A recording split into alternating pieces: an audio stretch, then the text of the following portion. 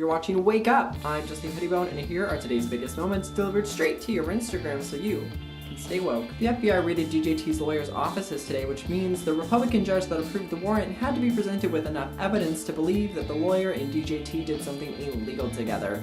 That's a pretty lofty requirement, which explains why it's stealing every headline right now. Turns out the Trans-Canada oil spill that happened in South Dakota last fall was actually twice as large as last estimated, which was twice as large as originally estimated. Meanwhile, Alberta is having a political civil war over a pipeline. If Trump University wasn't a good enough metaphor for how DJT's running the country, Trump Tower caught on fire this weekend and someone died because DJT wouldn't get the building up to code. Today's wake-up call, a mentally unstable man in a Portland shelter was shot by 12 police officers this weekend. In 2008 we said, "Don't tase me, bro," and in 2018 we said, "Please tase me. Why do you use deadly force every single time when tasers exist? If you want to pull a trigger, use a taser." Tasers are obviously not the answer to everything, and this is part of a larger, nuanced discussion about retraining police officers who are more likely to be abusive and trigger-happy.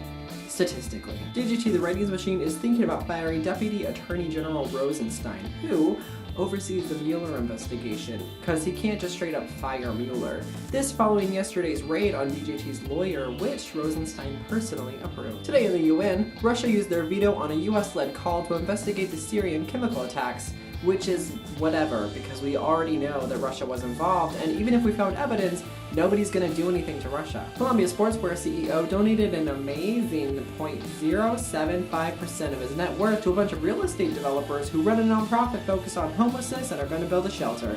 He also called for increased policing on homeless people. Today's wake-up call, that's like super cool, but private property is not the avenue through which we will solve homelessness. It is the avenue which will perpetuate economic inequality, which is why we have a homeless crisis in the first place. Maximum wage, inheritance tax, municipal code. Paul Ryan announced he will not be seeking re-election. This after working class hero Randy Bryce outraised him in his own district without any tax.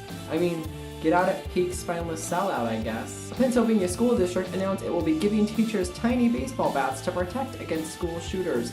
You might be asking, is this the same district that gave them buckets of rocks?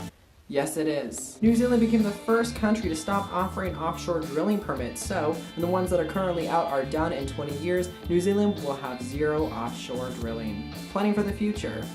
A concept. News outlets are still saying Missouri's governor had forced sex, which is weird because forced sex is not a thing. If you force it, it's rape. Colin Kaepernick and Eric Reid both were turned down from NFL teams after they said they would not stop taking a knee.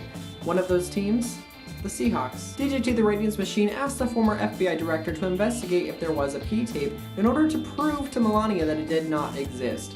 Why does Melania think it could exist is my only question. And also, the only answer that I need. I'll see you all next week for more Wake Up. Until then, remember, every day is a chance to get better. Every day is a chance to get better. Every day is a chance to get better. Every day is a chance to get better.